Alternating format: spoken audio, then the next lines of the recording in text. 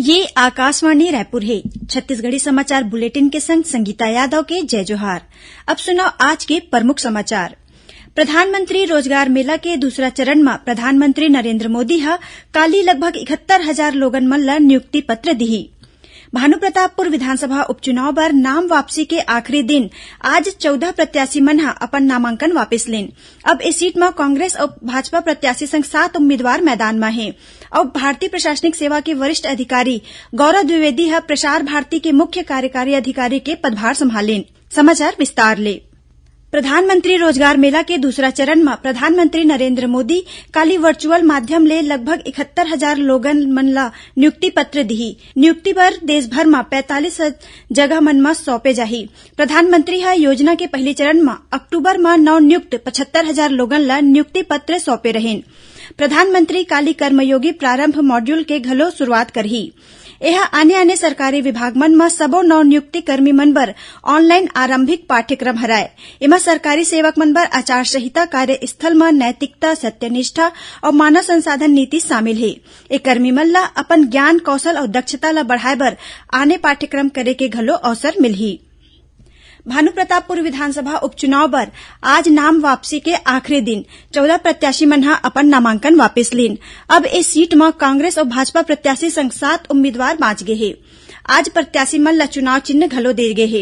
ए उपचुनाव के तहत 5 दिसंबर के वोट डाले जाही। उहे मतगणना और चुनाव परिणाम के घोषणा 8 दिसंबर के होही।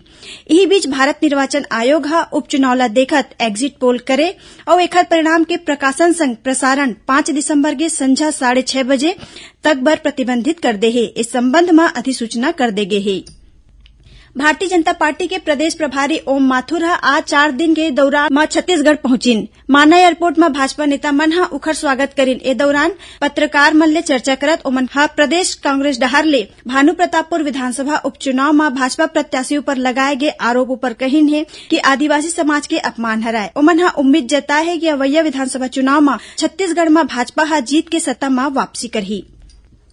इस बीच कांग्रेस इस सीट ले भाजपा के उम्मीदवार ब्रह्मानंद नेताम के नामांकन ला निर्वाचन आयोग में चुनौती दे है। प्रदेश कांग्रेस अध्यक्ष मोहन मरकाम आज कांकेर में निर्वाचन अधिकारी ला लिखित शिकायत करिन, जेमा ओमन आरोप लगाए है कि ब्रह्मानंद नेताम के खिलाफ झारखंड में सामूहिक दुष्कर्म, पॉक्सो और नैतिक देह व्यापार निषेध कानून के तहत मामला दर्ज है। नामांकन के बेरा दे गे शपथ पत्र में नेताम ए मामला के जानकारी नहीं दे है। यह लोक प्रतिनिधित्व कानून के उल्लंघन हराए। श्री मरकाम मांग करे है कि सूचना छुपाए के सेती ब्रह्मानंद नेताम के नामांकन खारिज करे जाए। श्री मरकाम कांकेर के पुलिस अधीक्षक ले घलो मुलाकात करके इस मामला में कार्रवाई बर ज्ञापन सौंपेन। उहे प्रदेश कांग्रेस संचार विभाग के अध्यक्ष सुशील आनंद शुक्ला, रायपुर विकास प्राधिकरण के उपाध्यक्ष शिव सिंह ठाकुर संग कतकोन पदाधिकारी रायपुर में मुख्य निर्वाचन पदाधिकारी कार्यालय पहुंचिन। ओमन झूठा शपथ दे के आधार में भाजपा प्रत्याशी के नामांकन रद्द करे के मांग करेन। ओती विधानसभा में नेता प्रतिपक्ष नारायण चंदेल आरोप लगाए है कि लोगन के चरित्र हनन करना कांग्रेस के चरित्र में है। चुनाव में हार के आशंका ला देखत कांग्रेस आदिवासी प्रत्याशी ब्रह्मानंद नेताम के ऊपर निम्न स्तर के आरोप लगाए है। रायपुर में एक ठिन पत्रकार वार्ता में श्री चंदेल के संग अनुसूचित जनजाति मोर्चा के प्रदेश अध्यक्ष विकास मरकाम और प्रदेश महामंत्री केदार कश्यप घलो मौजूद रहिन। भाजपा नेता मन कहिन कि जेन प्रतिवेदन ला कांग्रेस के नेता दिखावत है ओ प्रतिवेदन में कोनो जगह भाजपा प्रत्याशी ब्रह्मानंद नेताम के अपराध का हरय यह स्पष्ट नहीं है। छत्तीसगढ़ी समाचार बुलेटिन आप मन आकाशवाणी रायपुर ले सुनत हव। छत्तीसगढ़ के खबर ले है आपके वास्ता और खबर के विश्वसनीयता ले है हमर वास्ता। आकाशवाणी समाचार रायपुर के प्रादेशिक समाचार बुलेटिन के संगे संग हमार समसामयिक कार्यक्रम आप रेडियो के संग अपन मोबाइल में घलो सुन सकत हव। आकाशवाणी समाचार फेसबुक, ट्विटर और यूट्यूब में घलो हावय। हमार फेसबुक पेज हरे Chhattisgarh news on AIR, Twitter handle CGAIR news और हमार यूट्यूब चैनल हरे छत्तीसगढ़ AIR न्यूज। तो अब रेडियो के संगे संग आपके मोबाइल के माध्यम ले हम आप तक पहुंचत हन। छत्तीसगढ़ के हर खबर पर सुनत रहो आकाशवाणी समाचार। अब आगू बाढ़बो बाचे समाचार कोती। राज्यपाल अनुसुईया उइके आज भोपाल के नेहरू युवा केंद्र के स्वर्ण जयंती समारोह और युवा सम्मेलन में शामिल हुईन। ए मौका में ओमन कहिन कि नेहरू युवा केंद्र युवा मन ला देश और मानवता के निस्वार्थ सेवा करे के अवसर प्रदान करथे। ओमन युवा मन ले कहिन कि डिग्री लेना हमर एकमात्र उद्देश्य नहीं होना चाहिए। व्यवहारिक ज्ञान और आचार विचार संस्कार के घलो व्यक्तित्व निर्माण में बड़का भूमिका है। उन्हें राज्यपाल काली अपन भोपाल प्रवास के दौरान रविन्द्रनाथ टैगोर यूनिवर्सिटी डहरले आयोजित टैगोर अंतर्राष्ट्रीय साहित्य और कला महोत्सव विश्व रंग के समापन समारोह में शामिल हुईन। आज विश्व मत्स्य दिवस हराय। दुनिया भर के सबो मछुआरा मछली उत्पादक और संबंधित हितधारक के संग एकजुटता दिखाए खातिर हर बछर 21 नवंबर के विश्व मत्स्य दिवस मनाए जाथे। इही बीच छत्तीसगढ़ ला मत्स्य पालन के क्षेत्र में उल्लेखनीय उपलब्धि भर 2 राष्ट्रीय पुरस्कार मिले हैं।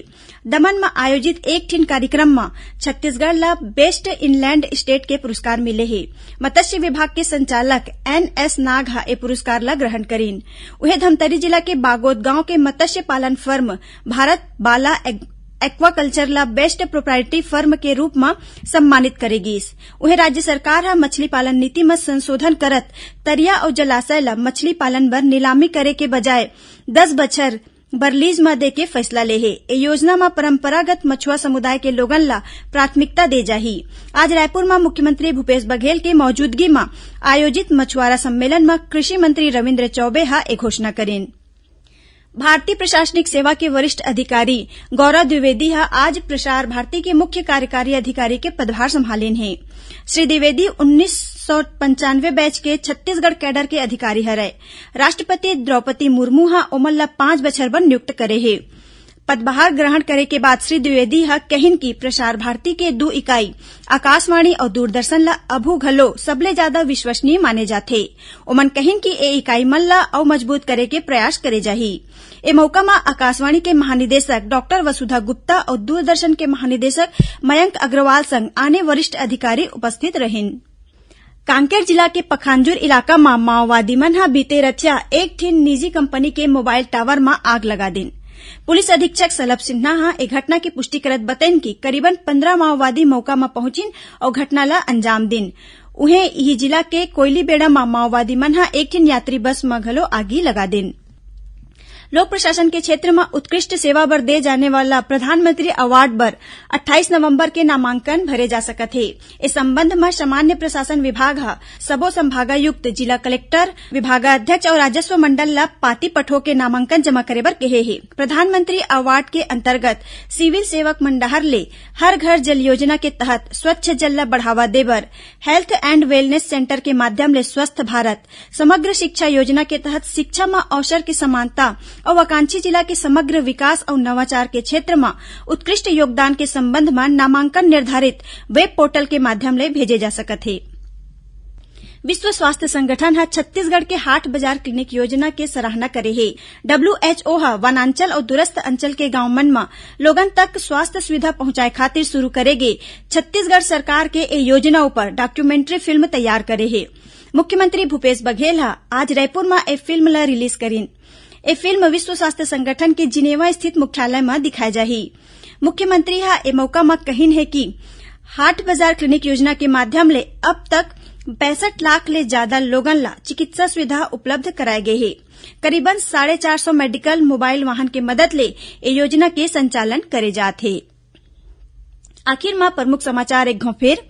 प्रधानमंत्री रोजगार मेला के दूसरा चरण में प्रधानमंत्री नरेंद्र मोदी काली लगभग 71,000 लोगन मन ला नियुक्ति पत्र दिही। भानुप्रतापपुर विधानसभा उपचुनाव बर नाम वापसी के आखिरी दिन आज 14 प्रत्याशी मन अपन नामांकन वापस लेन। अब इस सीट में कांग्रेस और भाजपा प्रत्याशी संग 7 उम्मीदवार मैदान में हैं। और भारतीय प्रशासनिक सेवा के वरिष्ठ अधिकारी गौरव द्विवेदी प्रसार भारती के मुख्य कार्यकारी अधिकारी के पदभार संभालेन। एकरे संग छत्तीसगढ़ी समाचार बुलेटिन इहे सिरावत है। जय जोहार।